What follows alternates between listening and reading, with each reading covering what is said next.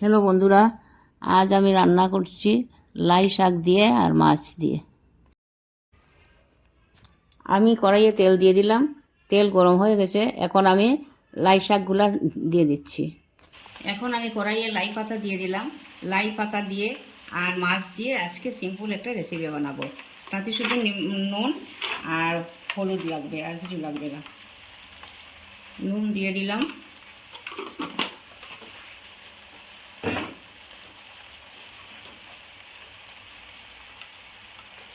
হলুদ দিয়ে দিলাম, বাস মশলা এতটুকু নেই। তারপর গোটা কাঁচা লঙ্কা দিয়ে দেব। শাকের যখন জলটা শুকিয়ে যাবে তখন আমি জল দিয়ে দেব, দিয়ে মাছগুলো ঢেলে দেব। আপনারা চাইলে এখানে লাল লঙ্কার গুঁড়ো দিয়েও বানাতে। এই দেখো বন্ধুরা, আমার পাতা থেকে জল শুকিয়ে গেছে। এখন আমি আলাদা করে জল দিয়ে দেব, দিয়ে জল যখন বয়েল হয়ে যাবে মাছগুলোও দিয়ে দেব। কাঁচা লঙ্কা দিয়ে দিচ্ছি,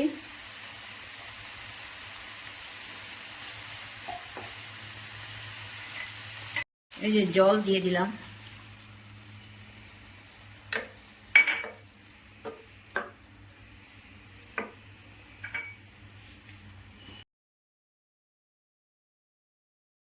যে বাটিতে হলুদ ছিল সেই বাটিটা ধুয়ে আমি অল্প জল দিয়ে দিলাম। মশলা তো অন্য কিছু দিইনি, শুধু নুন আর হলুদ আর কাঁচা লঙ্কা।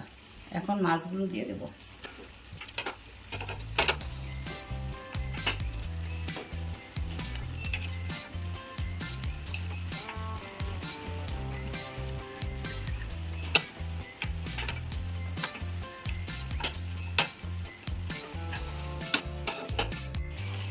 আপনারা এরকম বানিয়ে খেয়ে দেখবেন, নিশ্চয়ই ভালো লাগবে।